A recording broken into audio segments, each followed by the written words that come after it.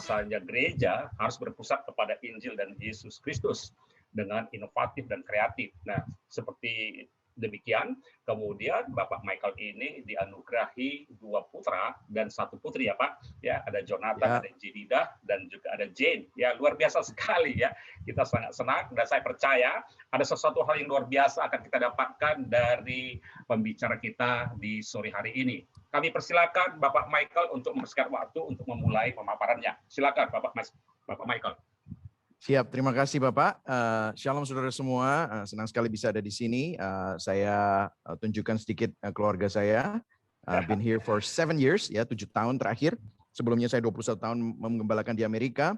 This is our church. Saya juga bagian dari Redeemer City to City, dari Church Planting Network dari Tim Keller.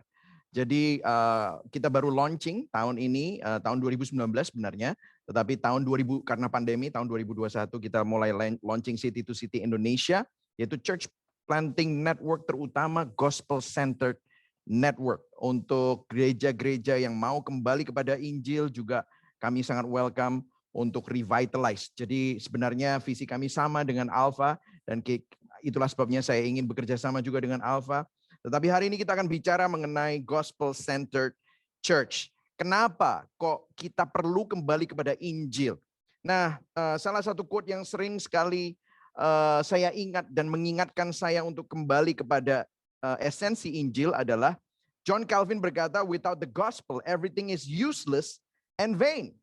Saudara, banyak orang Kristen itu berpikir mereka mengerti apa itu Injil, tetapi pada kenyataan yang saya temui ada banyak kebingungan dan kerancuan dan pemahaman kebanyakan orang tentang Injil. Nah saudara, tadi saya mendengar sesi demi sesi bagaimana the problem with the church itu adalah inward looking. Kita selalu melihat ke dalam. Ini masalah saudara. Kenapa? Karena kalau kita nggak sadar bahwa gereja perlu kembali kepada Injil, maka kita akan selalu inward looking. Kita akan melihat kebutuhan kita, dan yang menyedihkan adalah gereja-gereja saat ini sibuk dengan bagaimana caranya untuk mendapatkan berkat, untuk kembali kepada mencari mujizat demi mujizat. Tetapi kita lupa bahwa mujizat yang terbesar adalah Allah yang berinkarnasi ke dalam dunia, yang mencari orang berdosa, yang berbeda dengan agama, dan kemudian memecahkan masalah dosa kita yang kita tidak bisa pecahkan. Dan kita, gereja seringkali sibuk dengan hal-hal yang sangat materialistis, yang sangat duniawi. Sehingga kita menggembalakan jemaat kita bukan mencintai Injil dan mencintai Kristus, tetapi menggunakan Kristus dan memanfaatkan Kristus untuk mendapatkan apa yang mereka mau. Dan ini menjadi masalah. That's why a lot of churches, banyak gereja itu inward focus. Nah, bagaimana kita memobilisasi orang-orang yang semestinya kita mobilisasikan untuk penginjilan kalau mereka tidak cinta Injil? Amin, saudara. Nah, Roma 1 ayat 16 berkata, sebab aku mempunyai keyakinan yang kokoh dalam Injil, karena Injil adalah apa, saudara? Kekuatan Allah yang menyelamatkan setiap orang yang percaya. Nah, saudara, seringkali kita berpikir kekuatannya adalah waktu kita berkata, dalam nama Yesus sembuh, oh ada kekuatan Allah, ada mujizat terjadi. Oh kita minta terobosan, oh ada kekuatan Allah. Tetapi kalau itu tidak ada Injil, maka itu semua sia-sia. Buktinya bagaimana? Coba saudara lihat bagaimana bangsa Israel mengalami mujizat demi mujizat, tetapi mereka tetap saja dibilang bangsa yang tegar tengkuk. Jadi kita perlu kembali kepada esensi. Kalau gereja tidak kembali ini, maka kembali kepada rekalibrasi terhadap Kisah Para Rasul 2 tadi yang seperti disebutkan oleh Bapak Bambang Budianto, itu saya sangat setuju. Maka kita nggak akan pernah bisa mengalami kekuatan Allah yang adalah Injil itu tadi. Karena kekuatan Allah itu bukan di moralitas, bukan pada legalisme, bukan pada step 1, step 2, step 3, step 4 untuk mendapatkan mujizat, no. Tetapi Injil adalah for I'm not ashamed of the gospel, for it is the power of God for salvation. Nah, sayangnya seringkali kita meninggalkan Injil. Nah, kesalahpahaman dijelaskan oleh Tim Keller begini, saudara ya. Mungkin saudara bisa nanti baca bukunya Centered Church. Nanti saya akan tunjukkan bukunya, modelnya seperti apa. The Gospel, Injil itu bukan hanya A, B, C, tetapi A to Z dari kekristenan. Nah, saya berhenti di sini ya, berhenti dulu di sini. Banyak orang berpikir begini, Oh, sekarang setelah kamu ngerti bahwa Yesus mati buat kamu, bangkit buat kamu, kita diselamatkan.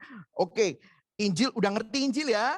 Injil, oke, kita pinggirkan Injil. Nah, sekarang kita akan mulai belajar karakter. Kita mulai belajar pemuritan. Kita mulai belajar disiplin rohani. Sehingga Injil itu hanya A, B, C, kemudian ada D, E, F, G, H, sampai Z. Dan itu adalah karakter, pemuritan. Saya nggak bilang itu salah. Saya nggak bilang disiplin rohani itu salah. Tetapi lihat di sini, Injil bukan hanya A, B, C, tetapi A sampai Z itu adalah Injil. Kekristenan bukan hanya doktrin minimum yang diperlukan untuk memasuki kerajaan Allah, tetapi jalan untuk semua progres di dalam kerajaan Allah. Artinya begini, kalau kita tidak melihat pemuritan dari kacamata Injil dan kita tidak melihat disiplin rohani dari kacamata Injil, maka itu semua hanya akan menjadi agama. Itu semua hanya akan menjadi legalisme. Dan itulah sebabnya kalau kita hanya menjadikan Injil itu A, B, C, habis itu minggir, Injil udah ya, udah kelar kan Injil? Makanya dibilang kelas dasar keselamatan. Habis itu kita kembali kepada, kita masuk kepada hal-hal yang lebih dalam. Kemudian Injil seakan-akan ditinggalkan. Dan kita kembali merayakannya pada waktu Paskah. Padahal semestinya Injil itu tidak boleh ditinggalkan, tetapi itu menjadi kekuatan kita yang merupakan lensa untuk melihat segala sesuatu. Itulah sebabnya akhirnya kita gagal fokus. Kita menjadi gereja yang enggak gospel center, tetapi jemaat center. Sehingga kita mau supaya jemaat ini terus datang ke gereja dan apa yang menjadi kebutuhan mereka kita gelitik terus. Kalau kamu mau sukses, kamu harus memberi. Kalau kamu mau sukses, kamu harus melayani Tuhan. Sehingga waktu mereka melayani Tuhan, waktu mereka memberi, itu bukan karena mereka cinta Tuhan, tetapi karena mereka mau sukses. Nangkep, saudara? This is a problem karena kita memuridkan jemaat dengan lensa yang gagal fokus. Nah, saudara, kemudian Tim Keller meneruskan dari kata-kata tadi, every other religion and philosophy says you have to do something to connect to God. But Christianity says, no, Jesus Christ came to do for you what you couldn't do for yourself. Jadi apa itu Injil?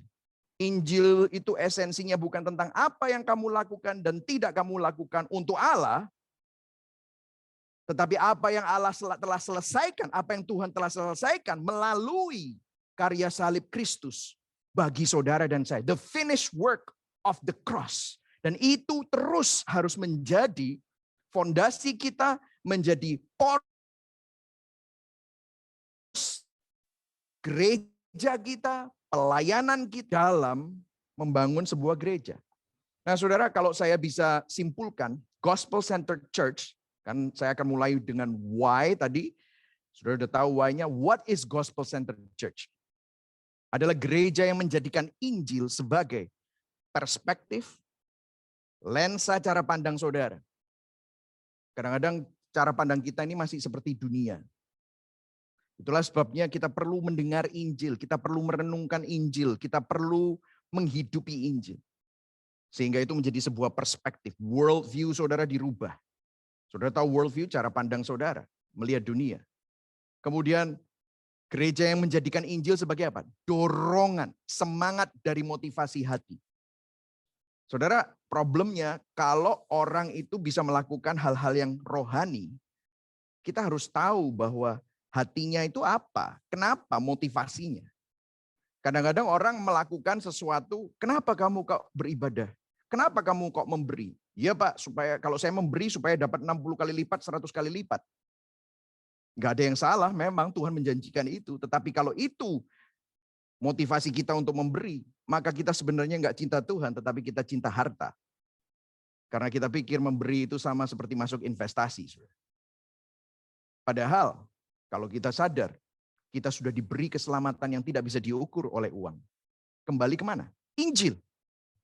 Karena begitu besar kasih Allah akan dunia ini sehingga dia mengaruniakan anaknya yang tunggal. Yang paling berharga milik Allah Tritunggal diberikan kepada saudara dan saya.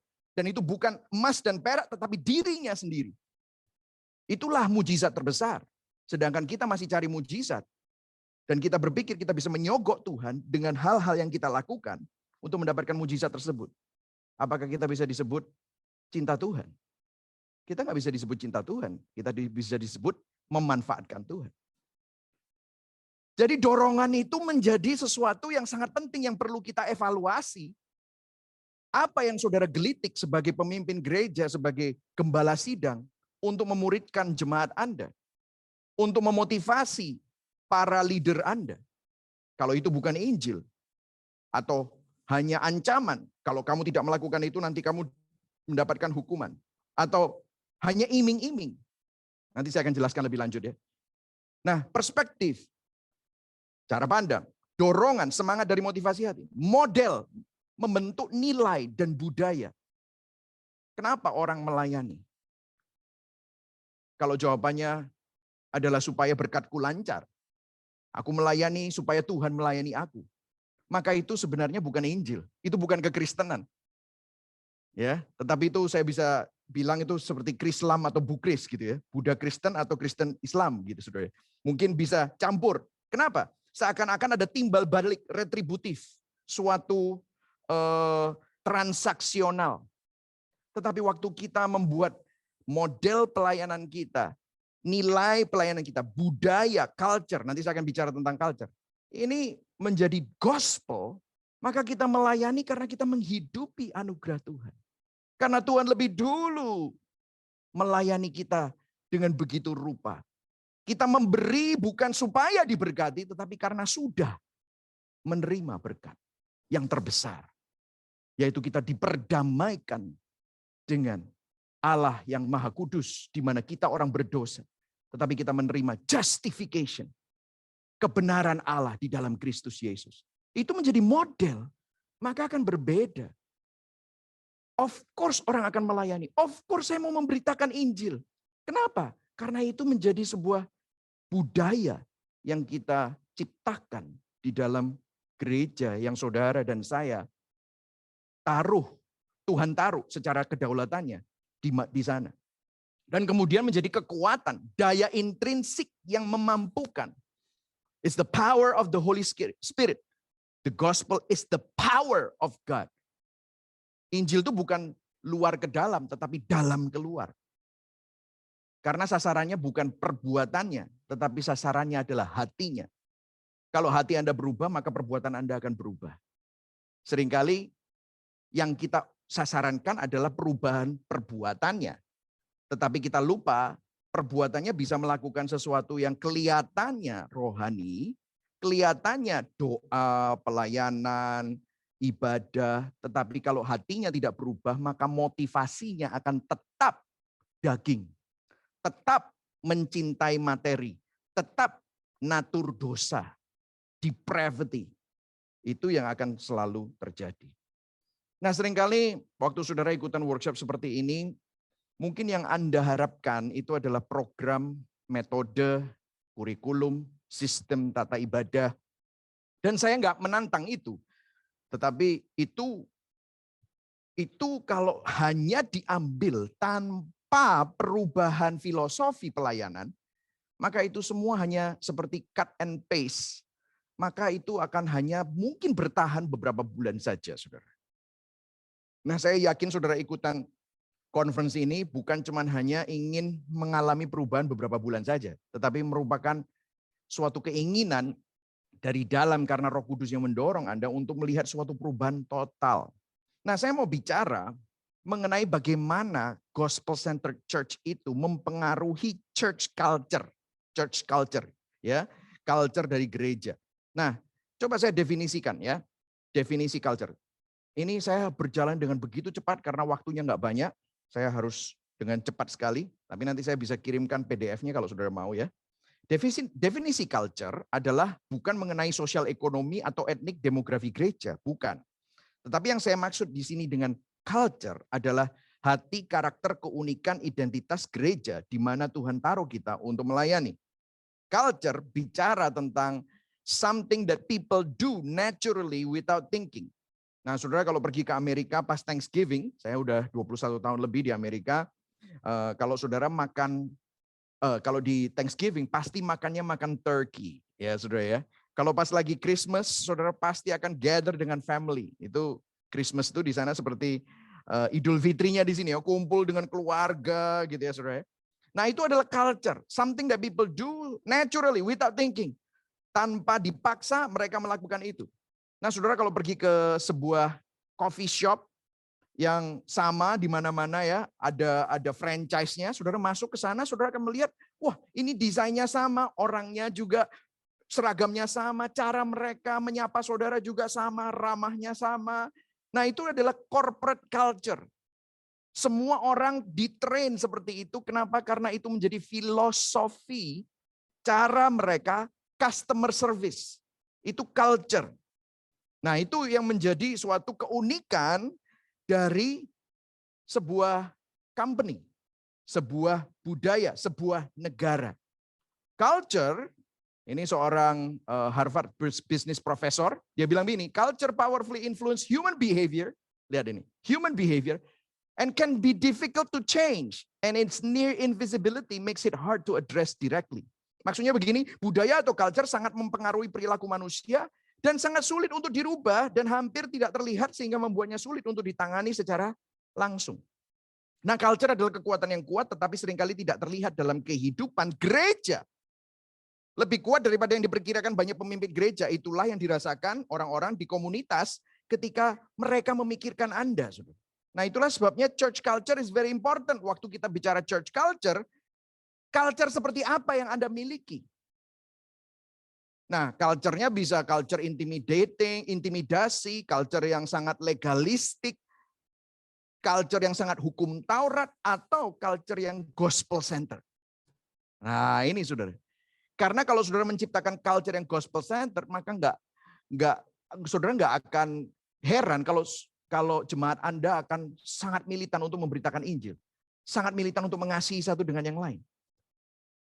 Saudara nggak usah ngomong terlalu banyak tentang komitmen, mereka akan komitmen dengan sendirinya. Wow, luar biasa ya, kok bisa ya seperti itu? I've seen that. Saya melihat gereja-gereja yang benar-benar berpusat pada Injil, nggak usah terlalu banyak ngomong tentang komitmen dan kesetiaan, mereka akan belajar dengan sendiri. Karena apa? Karena motivasinya adalah Yesus sudah terlebih dulu setia dalam hidup mereka.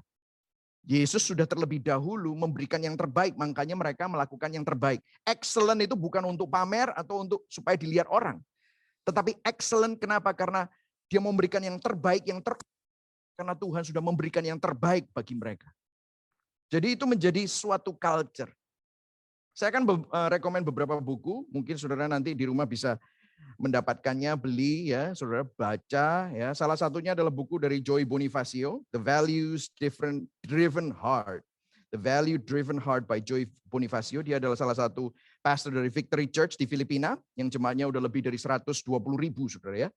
Dia menjelaskan dan semua jemaatnya beraspirasi untuk mau menjadi misionaris ya saudara ya. Dia menjelaskan sesuatu yang menarik dan saya berbincang dengan beliau mengenai church culture. Dia bilang begini, culture is the wine, ya culture is the wine, structure is the wine skin. Nah kebanyakan kita sibuk dengan membangun struktur. Organisasinya seperti apa, sistemnya seperti apa, manajemennya seperti apa. Bagus, saya nggak bilang itu jelek. Karena nanti saya akan bicara bahwa struktur itu diperlukan. Tetapi kalau culture-nya tidak dibentuk, maka culture-nya akan tetap sama. Kalau culture-nya hukum Taurat, culture-nya sangat condemning, culture-nya sangat menghakimi, maka percuma ada struktur itu karena tetap nggak jalan. Tetapi kalau culture-nya gospel, Injil, itu adalah wine, maka structure is the wine skin. Makanya kalau anggur baru butuh kulit anggur ya yang baru juga, ya kan? Kantung anggur yang baru. Ya, kantung anggur yang baru perlu untuk anggur yang baru. Nah, culture is the wine, structure is the skin. Dia juga bilang begini, kalau ada listrik itu culture itu listriknya, kabel-kabel itu adalah strukturnya. Kabel-kabel nggak ada gunanya tanpa listrik. Tapi listrik nggak akan bisa teralirkan tanpa kabel-kabel. Ini dia bicara tentang itu. Nah gimana caranya build sesuatu yang culture ini, belum ngomongin gospel ya, baru culture aja. Saya secara cepat, values, ya, culture begins with values, nilai, ya. Kemudian nilai itu akan membentuk suatu visi. Dan visi itu akan disampaikan melalui firman Tuhan. Tetapi firman Tuhan itu akan dikontekstualisasikan sesuai dengan tempat di mana Anda melayani.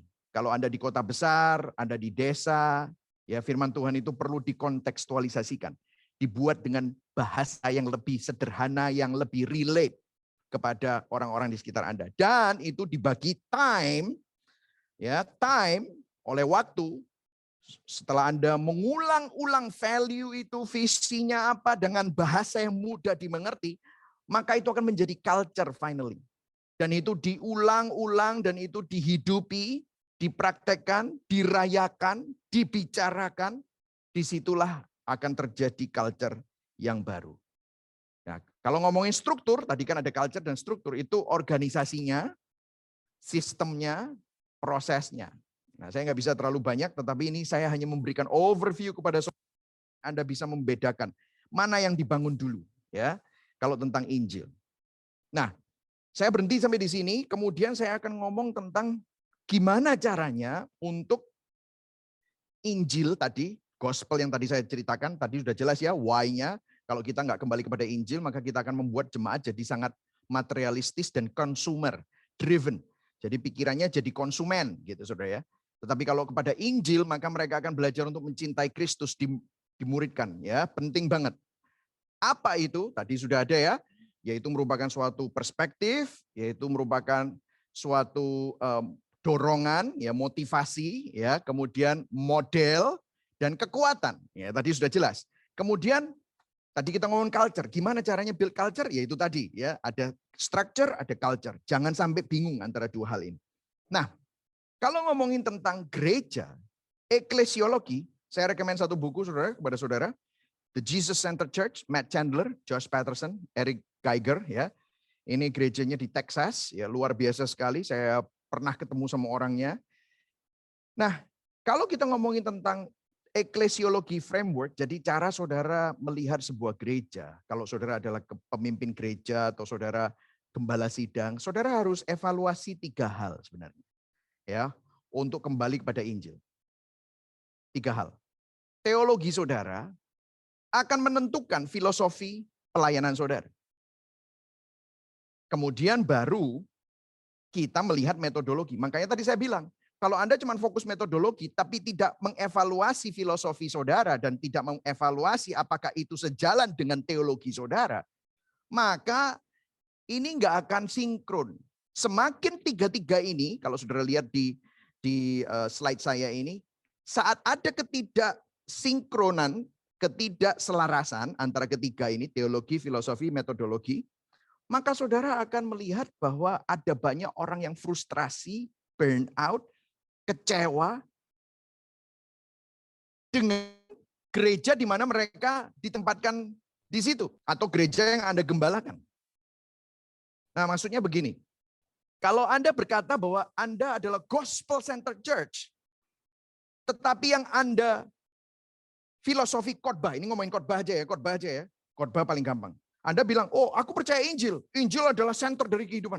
Kemudian sewaktu saudara menyiapkan khotbah, saudara menyiapkan khotbahnya itu adalah teologi kemakmuran. Jadi teologinya katanya bilang Injil, tetapi saudara bilang teologi kemakmuran.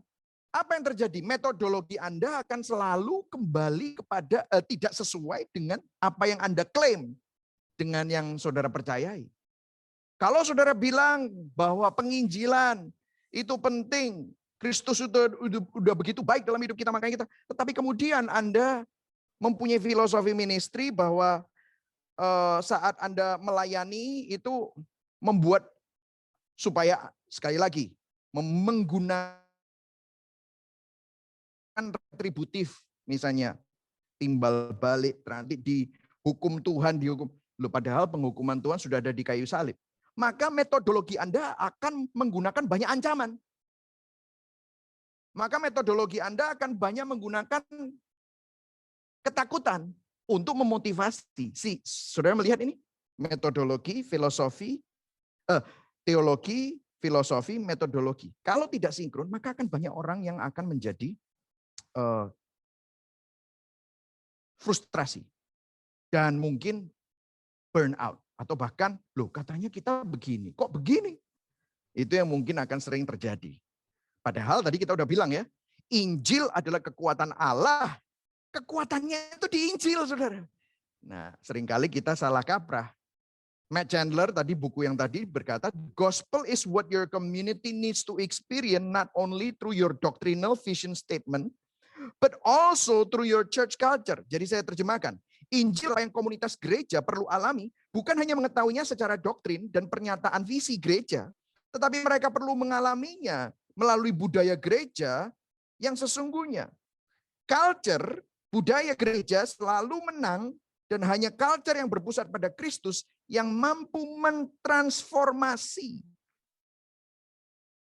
Kalau gereja menyatakan bahwa Injil adalah pesan yang paling penting yang pernah diketahui dunia, tapi Injil tidak dilihat sebagai dorongan dan motivasi untuk semua yang ditawarkan dan dikumandangkan gereja, maka terjadi disconnect, saudara.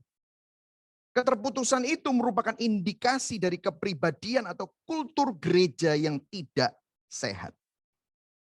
Misalnya, kalau para hamba Tuhan di gereja berkata, misi kita adalah berdampak dan memberkati kota kita. Tetapi nggak ada kesempatan dan pelayanan yang diakomodasi oleh gereja untuk jemaat bisa ambil bagian untuk memberkati kota, maka ada disconnect antara apa yang dikhotbahkan dan digantung di tembok-tembok gereja dan apa yang terjadi secara nyata, saudara.